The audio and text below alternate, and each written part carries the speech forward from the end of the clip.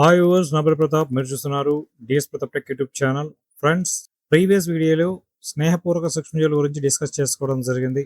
ఇవాళ వీడియోలో సూక్ష్మజీవులు ఏ విధంగా శత్రువులు, అపాయకరమైనటువంటి సూక్ష్మజీవుల గురించి తెలుసుకుందాం. అపాయకరమైన సూక్ష్మజీవులు. ఇక్కడ సూక్ష్మజీవులు అనేటివి మానవుల్లోనూ, జంతువుల్లోనూ, మొక్కల్లోనూ వ్యాధులు కలిగిస్తూ ఉంటాయి. ముఖ్యంగా వ్యాధులు కలుగజేసే సూక్ష్మజీవులను ఏమంటారు అంటే వ్యాధి జనకాలు అని పిలుస్తారు. మానవుల్లో, జంతువుల్లో, మొక్కల్లో వ్యాధులను కలిగజేసే సూక్ష్మజీవులు వ్యాధి జనకాలు. ఇటువంటి వ్యాధి జనక సూక్ష్మజీవులు మానవుల్లో ఎటువంటి ప్రభావం చూపిస్తాయో తెలుసుకుందాం. మానవునిలో వ్యాధికారక సూక్ష్మజీవులు. ఇక్కడ సూక్ష్మజీవులు అనేటివి పీల్చే గాలి, తాగే నీరు, తీసుకునే ఆహారం, తాకడం, అదేవిధంగా కొన్ని జంతువుల ద్వారా వ్యాప్తి చేస్తుంది. అంటే జంతువులు కూడా సూక్ష్మజీవులకు వాహకాలుగా ఉంటాయి. ఈ విధంగా వ్యాధి జనక సూక్ష్మజీవులు శరీరంలోకి ప్రవేశించి వ్యాధులను కలిగిస్తూ ఉంటాయి. ఈ విధంగా పీల్చే గాలి ద్వారా గాని, త్రాగే నీటి ద్వారా గాని, తీసుకునే ఆహారం ద్వారా గాని, తాకడం ద్వారా గాని, అదేవిధంగా కొన్ని జంతువుల ద్వారా గాని వ్యాప్తి చెందే వ్యాధులను ఏమంటారు అంటే అంటు వ్యాధులు అని పిలుస్తారు.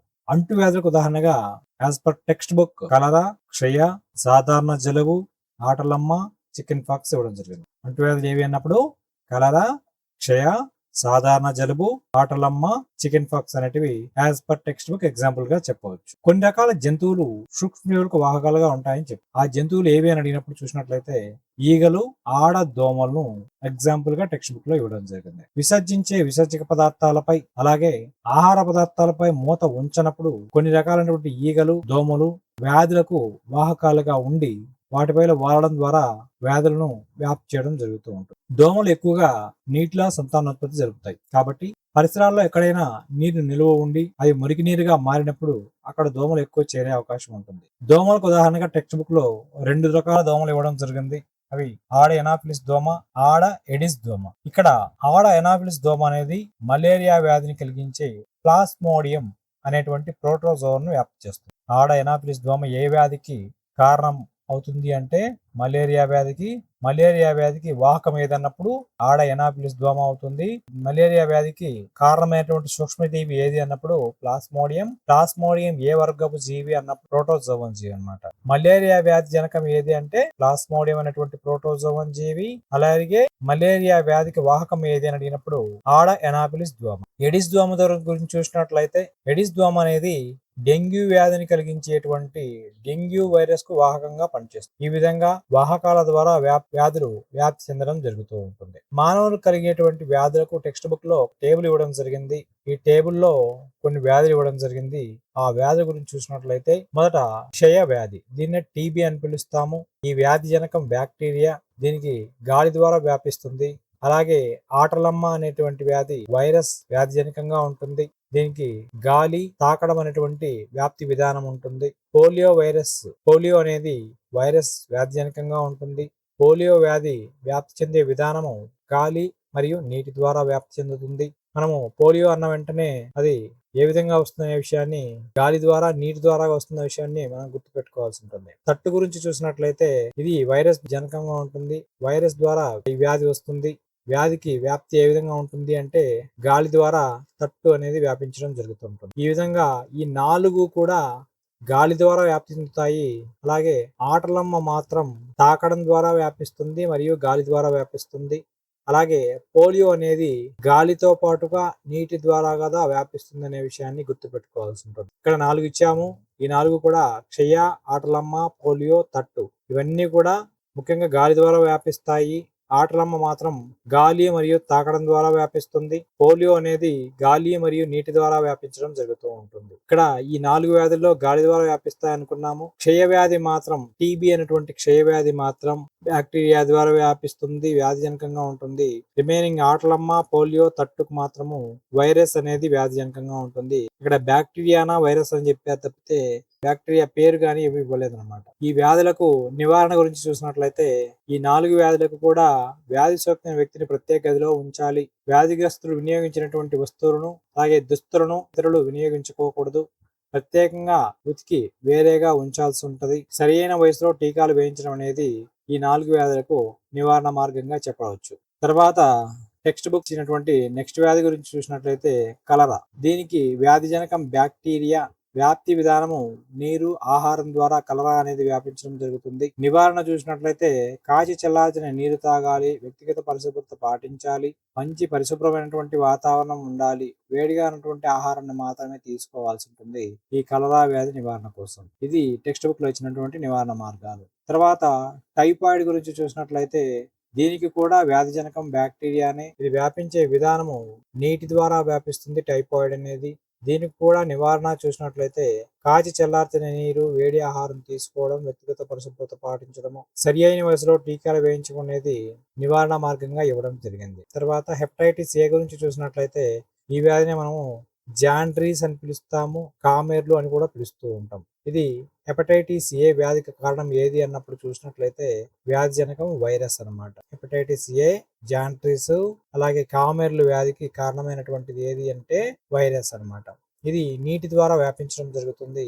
నివారణ చూసినట్లయితే హెపటైటిస్ ఏ నివారణ మార్గము కాచి చల్లార్చిన నీరు, సరి అయిన వయసులో టీకాలు వేయించుకోవడం అనేది నివారణ మార్గంగా ఇవ్వడం జరిగింది. చివరిగా మలేరియా వ్యాధి గురించి ఇవ్వడం జరిగింది. మలేరియా వ్యాధి అనేది ప్లాస్మోడియం అనేటువంటి ప్రోటోజోవన్ ద్వారా వ్యాధి వస్తుంది. అంటే వ్యాధి జనకము ప్రోటోజోవ వర్గానికి చెందినటువంటి ప్లాస్మోడియం ఇది వరకే చదివి ఉన్నాం. వ్యాపించే విధానము ఆడ ఎనాబిలిస్ దోమ ద్వారా వ్యాపిస్తుంది. ఇది వరకే చదువుకున్నాం. నివారణ మార్గం చూసినట్లయితే దోమతెరలు వాడటము, ఇంటి పరిసరాల్లో ముఖ్యంగా నీరు నిలువ ఉండకుండా చూసుకోవాలి. ఒకవేళ నిలువ ఉన్నట్లయితే కూడా దోమలను చంపేటువంటి రసాయనాలను నీటిపై పిచికారీ చేయాల్సి ఉంటుంది. ఇది నివారణ మార్గంగా మనకు ఇవ్వడం జరిగింది. ఇవి మానవులపై సూక్ష్మజీవులు ఏ విధంగా ప్రభావం చూస్తాయి అనే విషయం గురించి చెప్పడం జరిగింది. తర్వాత జంతువులలో వ్యాధి జనక సూక్ష్మజీవుల విషయం గురించి చూసినట్లయితే జంతువులపై సూక్ష్మజీవులు ఏ విధంగా ప్రభావం చూపిస్తాయి అనే విషయం గురించి ఈ టాపిక్ అన్నమాట. కొన్ని రకాల సూక్ష్మజీవులు మానవులు, మొక్కలలోనే కాదు జంతువుల్లో కూడా వ్యాధులను కలుగజేస్తూ ఉంటాయి. సిలబస్ లో ఇచ్చిన వ్యాధి ఆంత్రాక్స్ వ్యాధి. ఆంత్రాక్స్ వ్యాధి అనేది జంతువుల్లో కనిపించేటువంటి అంటే సంక్రమించేటువంటి బ్యాక్టీరియల్ వ్యాధి. ఆంత్రాక్స్ వ్యాధి కారణమైనటువంటి సూక్ష్మజీవి ఏదైనప్పుడు బ్యాక్టీరియా అన్నమాట. ఆంత్రాక్స్ కారణమైనటువంటిది బ్యాక్టీరియా ఏదైనా కూడా చూసినట్లయితే బ్యాసిల్లస్ ఆంథ్రాసిస్ అనేటువంటి బ్యాక్టీరియా అన్నమాట. బ్యాసిల్లస్ ఆంథ్రాసిస్ వల్ల ఆంత్రాక్స్ వ్యాధి వస్తుంది జంతువుల్లో. ఆంథ్రాసిస్ ను బ్యాసిల్లస్ ఆంథ్రాసిస్ అనేటువంటి బ్యాక్టీరియాను 1867 సంవత్సరంలో రాబర్ట్ కోచ్ అనే శాస్త్రవేత్త కనుగొనడం జరిగింది. బ్యాసిల్లస్ ఆంథ్రాసిస్ అనే బ్యాక్టీరియాని ఎవరు కనుగొన్నారు? Robert Koch. ఎప్పుడు కనుగొన్నారు? 1867 సంవత్సరంలో. ఈ రాబర్ట్ కోచ్ కనుగొన్నటువంటి బ్యాసిల్లస్ ఆంథ్రాసిస్ వేటిలో ఆంథ్రాసిస్ కలిగిస్తుంది అంటే జంతువుల్లో ఆంథ్రాక్స్ వ్యాధిని కలుగజేస్తూ ఉంటుంది. దీంతో పాటుగా జంతువుల్లో గాలికుంటు వ్యాధి కూడా వస్తూ ఉంటుంది. గాలికుంటు వ్యాధి అనేది వైరస్ ద్వారా వచ్చేటువంటి వ్యాధిగా మనం చెప్పవచ్చు. తర్వాత మొక్కల్లో సూక్ష్మజీవుల వల్ల ఏ విధంగా వ్యాధులు కలిగిస్తాయో చూసినట్లయితే వేరు మొక్కల్లో వేరు రకాలైనటువంటి సూక్ష్మజీవుల వల్ల వ్యాధులు కలుగుతూ ఉంటాయి. ఒక టేబుల్ ఫార్మాట్ లో ఇవ్వడం జరిగింది. మొక్కల్లో వచ్చే వ్యాధి ఏది, దానికి వ్యాధి జనకం ఏది, అది ఏ విధంగా వ్యాపిస్తుంది అనే విషయాలను గమనించినట్లయితే సిట్రస్ కాంకర వ్యాధి ఇవ్వడం జరిగింది. ఈ సిట్రస్ కాంకర వ్యాధి అనేది వ్యాధి జనకం బ్యాక్టీరియా. ఇది గాలి ద్వారా వ్యాపిస్తూ జరుగుతుంది. గోధుమలో కుంకుమ తెగులు గురించి చూసినట్లయితే శిలీంధ్రాల వల్ల ఈ గోధుమలో కుంకుమ తెగులు వస్తుంది. దీన్ని గాలి ద్వారా వ్యాప్తి చెందుతుంది, అలాగే విత్తనాల ద్వారా కూడా వ్యాప్తి చెందడం జరుగుతుంది. బెండలో పసుపు ఈనెల మొజాయిక్ వ్యాధి గురించి చూసినట్లయితే ఇది వైరస్ ద్వారా వస్తుంది. ఇక్కడ బిట్ రావడానికి అవకాశం ఎక్కువగా ఉంటుంది. ఈ క్రింది వాటిలో ఏది శిలీంధ్రం వల్ల వచ్చేటువంటి వ్యాధి అని ఇచ్చే అవకాశం ఉంటుంది? సిట్రస్ కాంకర్, గోధుమలో కుంకుమ తెగులు, బెండలో పసుపు ఈనెల మొజాయిక్ వ్యాధి అని ఇవ్వడం జరుగుతుంది. ఇవి ఏవి కాదని ఇచ్చే అవకాశం కూడా ఉంటుంది. కాబట్టి మనలో గోధుమలో కుంకుమ తెగులు శిలీంధ్రం ద్వారా వ్యాపిస్తుంది. ఇక్కడ గోధుమలో శిలీంధ్ర వ్యాధి అయినటువంటి కుంకుమ తెగులు వ్యాపించే విధానం ఏదని అడిగినప్పుడు గాలి లేదా విత్తనాల ద్వారా వ్యాపించే అవకాశం ఉంటుంది. బెండలో మొజాయిక్ వ్యాధి కారణం బ్యాక్టీరియా, శిలీంధ్రం, వైరస్ అని అడుగుతాడు. ఆన్సర్ వైరస్ అన్నమాట. సిట్రస్ కాంకర్ అనేది ఏ విధంగా వ్యాప్తి చెందుతుందని అడిగినప్పుడు గాలి మరియు విత్తనాలు, కీటకాలు అంటాడు. మనకు సిట్రస్ కాంకర్ అనేది కేవలం గాలి ద్వారా మాత్రమే వ్యాపించే అవకాశం ఉంటుంది అనమాట. వీటిలో విత్తనాల ద్వారా శిలీంధ్ర తెగులు ఏది వ్యాపిస్తుంది అన్నప్పుడు గోధుమలో కుంకుమ తెగులు మాత్రమే విత్తనాల ద్వారా వ్యాపించడం జరుగుతుంది. ఈ మొక్కల్లో సూక్ష్మజీవులు వ్యాధులు అని చెప్పేసి ఇది టాపిక్ అన్నమాట. తర్వాత ఆహారం విషతుల్యం అవడం అనే టాపిక్ గురించి చూసినట్లయితే ఆహారంపై కొన్ని రకాల బ్యాక్టీరియాలు చేరడం వల్ల ఆహారం విషతుల్యం అవుతూ ఉంటుంది. వేవి చేరడం వల్ల, బ్యాక్టీరియాలు చేరడం వల్ల. ఇటువంటి ఆహారం తీసుకోవడం వల్ల అస్వస్థత రావడము, కొన్నిసార్లు మరణం కూడా సంభవించే ప్రమాదం ఉంటుందన్నమాట. వాస్తవానికి ఆహారం విషతుల్యం అనేది బ్యాక్టీరియాల్లో క్లాస్ట్రీడియం బోర్టులినం అనేటువంటి బ్యాక్టీరియా వల్ల ఆహారం విషతుల్యం అవుతూ ఉంటుంది. బట్ మనకు సిలబస్లో అయితే ఈ పేరు ఇవ్వడం లేదు. తర్వాత టాపిక్ ఆహారాన్ని నిల్వ చేయడం గురించి చూసినట్లయితే, ఆహారంపై బ్యాక్టీరియాలు, శిలీంధ్రాలు వంటి సూక్ష్మజీవులు రాకుండా ఏ విధంగా నిల్వ చేయాలో ఇక్కడ ఇవ్వడం జరిగింది. వాటిలో ముఖ్యంగా 7 మెథడ్స్ ఇవ్వడం జరిగింది. ఈ మెథడ్స్ ఏవి అన్నప్పుడు ముఖ్యంగా రసాయనాల పద్ధతి, సాధారణ ఉప్పులో నిలువ చేయుట, చక్కెరతో నిలువ చేయుట, నూనె వెనిగార్లో నిలువ చేయుట, వేడి చేయడం ద్వారా నిలువ చేయుట, శీతలీకరించడం ద్వారా నిలువ చేయుట, అలాగే నిల్వ మరియు ప్యాకింగ్ అనేటువంటి ఈ 7 మెథడ్స్ గురించి మనం గమనించినట్లయితే, మొదటగా రసాయన పద్ధతి గురించి చూసినట్లయితే, ఆహార పదార్థాలను నిల్వ చేయడానికి కొన్ని రసాయన పదార్థాలను వినియోగిస్తారు. వాటిలో ముఖ్యంగా ఉప్పు, వంట నూనెలు ఇవి సాధారణంగా ట్రెడిషనల్ గా వినియోగిస్తున్నటువంటివి. వీటితో పాటుగా సోడియం బెంజోయేటు, సోడియం మెటాబైసల్ఫేట్ వీటి రెండింటినీ కూడా ఆహార పదార్థాలు నిల్వ చేయడానికి వినియోగించడం జరుగుతూ ఉంటుంది. వీటిని సాధారణంగా జామ్లు, సాస్లు, జ్యూస్లు వంటి వాటిని నిల్వ చేయడానికి వినియోగించడం జరుగుతూ ఉంటుంది. సోడియం బెంజోయేట్, సోడియం మెటాబైసల్ఫేట్ ను వేటిని నిల్వ చేయడానికి వినియోగిస్తారు అంటే జామ్లు, సాస్లు, జ్యూసెస్ ను నిల్వ చేయడానికి వినియోగించడం జరుగుతూ ఉంటుంది. లేదంటే రసాయనాల పద్ధతిలో వినియోగించేటువంటి ప్రిజర్వేటివ్స్ అంటే నిల్వ పదార్థాలు ఏవి అని అడిగినప్పుడు, నిల్వ రసాయన పదార్థాలు ఏవి అని అడిగినప్పుడు సోడియం బెంజోయేట్, సోడియం మెటాబైసల్ఫేట్ అని మనం ఎగ్జాంపుల్ చేయవచ్చు అనమాట. తర్వాత మామిడి, ఉసిరి వంటి ఊరగాయలను సాధారణ ఉప్పుతో నిల్వ చేస్తూ ఉంటారు. ఈ పద్ధతి చాలా కాలం నుంచి మనం వినియోగిస్తుంది తెలుసు. చేపలు, మాంసము, కొన్ని రకాల కూరగాయలు, పచ్చిమామిడి, చింతపండు, ఉసిరి వంటి వాటిని కూడా సాధారణ ఉప్పు ద్వారా నిల్వ చేస్తారు. చేపలు, మాంసము, కొన్ని రకాల కూరగాయలు, పచ్చిమామిడి, చింతపండు, ఉసిరి వంటి వాటిని కూడా సాధారణ ఉప్పును కలపడం ద్వారా నిల్వ చేయడం జరుగుతూ ఉంటుంది. తర్వాత చక్కెరతో నిల్వ చేయడం గురించి చూసినట్లయితే, చక్కెరతో పండ్ల రసాలు, జెల్లీలు, జామ్లు నిల్వ చేయడం జరుగుతూ ఉంటుంది. జెల్లీలు, జామ్లను వేడి ద్వారా నిల్వ చేస్తారు అన్నప్పుడు చక్కెరను నిల్వ చేయటం అనమాట. చక్కెర వల్ల నీటిలో తేమ శాతం తగ్గించడం ద్వారా సూక్ష్మజీవులు చేరకుండా నిరోధించే అవకాశం ఉంటుంది కాబట్టి చక్కెరను నిలువ పదార్థంగా వినియోగించడం జరుగుతుంది. నూనె, వెనిగార్ వంటి వాటిని కూడా కొన్ని రకాల బ్యాక్టీరియాలు రాకుండా నివారించడానికి వాడతారు కాబట్టి పండ్లు, ఊరగాయలు, కూరగాయలు, చేపలు, మాంసము వీటన్నింటినీ కూడా నూనె, వెనిగార్ వినియోగించి నిల్వ చేయడానికి వినియోగిస్తారు. మరి వేడి చేయుట, శీతలీకరణ గురించి చూసినట్లయితే, వేడి చేయుట మనకు ఆల్రెడీ తెలిసిన విషయమే. ప్యాస్చరైజేషన్ అనే ప్రక్రియ. ఈ ప్రక్రియ ఏం జరుగుతుంది అంటే, పాలను 15 నుంచి 30 నిమిషాల పాటు, టెక్స్ట్ బుక్ లో కేవలం సెకండ్స్ అని ఇవ్వడం జరిగింది, అది ప్రింట్ మిస్టేక్ మాత్రమే. 15 నుంచి 30 నిమిషాల పాటు పాలను వేడి చేసి 70 డిగ్రీల వరకు వేడి చేసి మళ్ళీ చల్లార్చడం జరుగుతుంది.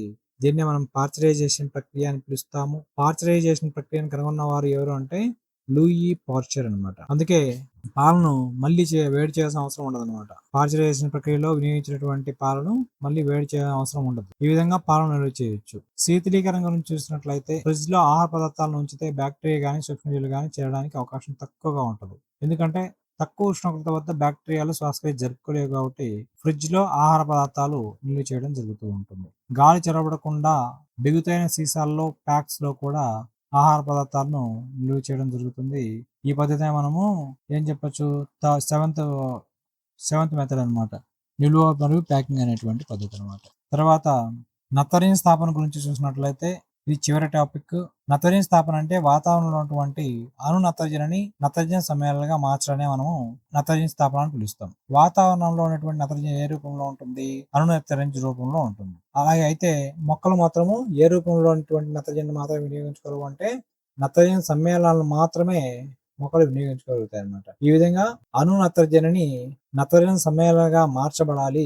ఈ విధంగా మార్చడానికి ఉపయోగపడేటువంటి రైజోబియం బ్యాక్టీరియా, దీంతో పాటుగా సైనో బ్యాక్టీరియా, దీన్ని మనం నీలి ఆకుపచ్చ శైవలాలని పిలుస్తాం అన్నమాట. రైజోబియం అనేది చిక్కుడు జాతి మొక్కలు, పప్పు ధాన్యాల మొక్కలు, లెగ్యూమ్ జాతికి మొక్కలు, కందులు, పెసలు వంటి వాటిల్లో వేరుబుడిపల్లో ఉంటుంది అన్నమాట.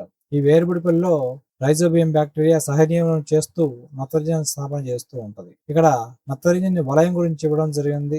నత్రజని వలయం అంటే ఏంటి అంటే వాతావరణంలోని అణు నత్రజనిని నత్రజని సమ్మేళనాలుగా మారి తిరిగి వాతావరణంలోనికి అణు నత్రజనిగా తిరిగి వస్తూ ఉంటుంది. ఈ ప్రక్రియ అనేది సైకిల్ గా జరుగుతూనే ఉంటుంది.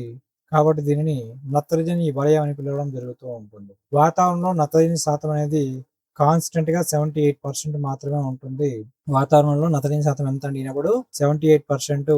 నైట్రోజన్ అనేది అన్ని జీవుల్లో కూడా పత్రరహితం గాని, మాంసకృతులు గాని, ప్రోటీన్ గంటి వాటిలో ముఖ్యమైనటువంటి అనుఘటకంగా ఉంటుంది. అన్ని జీవులలో నత్రజని వేటిలో అనుఘటకంగా ఉంటుంది అనేది ముఖ్యంగా అనుఘటకంగా ఉంటుంది అని చూసినట్లయితే మాంసకృతులు, ప్రోటీన్స్ వంటి వాటిల్లో ముఖ్యంగా అనుఘటకంగా ఉంటుంది. మాంసకృతులు, పత్రహరితము, కేంద్రక ఆమ్లాలు, విటమిన్ వంటి వాటిలో కూడా వైటమిన్స్ వాటిలో కూడా మనకు అనుఘటకంగా నత్రజని అనేది ఉంటుంది అనమాట. ఇటువంటి నత్రజనిని మొక్కలకు అవసరము. నత్రజని సమ్మేళనగా మార్చబడితే మాత్రమే మొక్కలు వినియోగించుకోగలుగుతాయి అనమాట. ఇక్కడ మనకు నత్రజని వలయంలో స్టెప్స్ గురించి చూసినట్లయితే మొదట వాతావరణంలో అణునత్రజని ఉంటుంది. ఈ అణునత్రజనిని మెరుపుల వల్ల గాని, నత్రజని స్థాపన జరిగేటువంటి నత్రజని స్థాపక బ్యాక్టీరియాల వల్ల గాని, నీలాకపు శైలాల వల్ల గాని నత్రజని స్థాపన జరిగి నత్రజని సమ్మేళనాలుగా మార్చబడి భూమిలోకి వెళ్తుంది ఈ నత్రజని అనేది. ఇప్పుడు నేలలో నత్రజని సమ్మేళనాలు ఉన్నాయన్నమాట.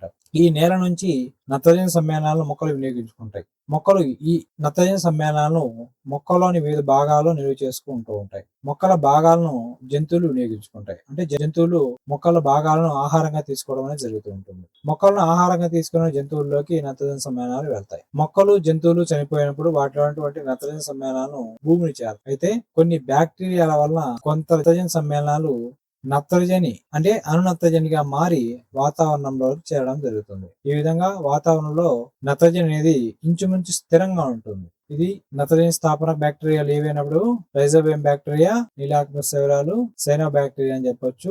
నత్రజని శాతం ఎంత ఉంటుంది అన్నప్పుడు 78% అని చెప్పాలి. వేటిల్లో నత్రజని ముఖ్యంగా అనుఘటకంగా ఉంటుంది అన్నప్పుడు మాంసకృతులు, పత్రహరితము, కేంద్రకామ్లాలు, వైటమిన్స్ వంటి వాటిలో ముఖ్య అనుఘటకంగా నత్రజని అనేది ఉంటుందని చెప్పాల్సి ఉంటుంది. వాతావరణంలో ఉన్నటువంటి నత్రజని ఏ రూపంలో ఉంటుంది అంటే అణు నత్రజనిగా ఉంటుంది.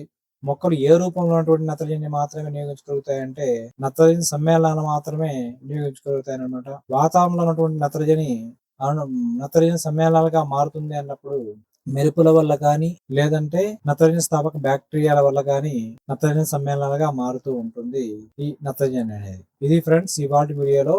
ఈ వీడియో మీకు నచ్చినట్లయితే లైక్ చేయండి, మీ ఫ్రెండ్స్ కి షేర్ చేయండి. ఇంతవరకు నా ఛానల్ ని సబ్స్క్రైబ్ చేసుకున్నట్లయితే కింద కనిపిస్తున్నటువంటి red colour subscribe button click చేసి పక్కన బెల్ ఐకాన్ యాక్టివేట్ చేసుకోండి. Thank you for watching.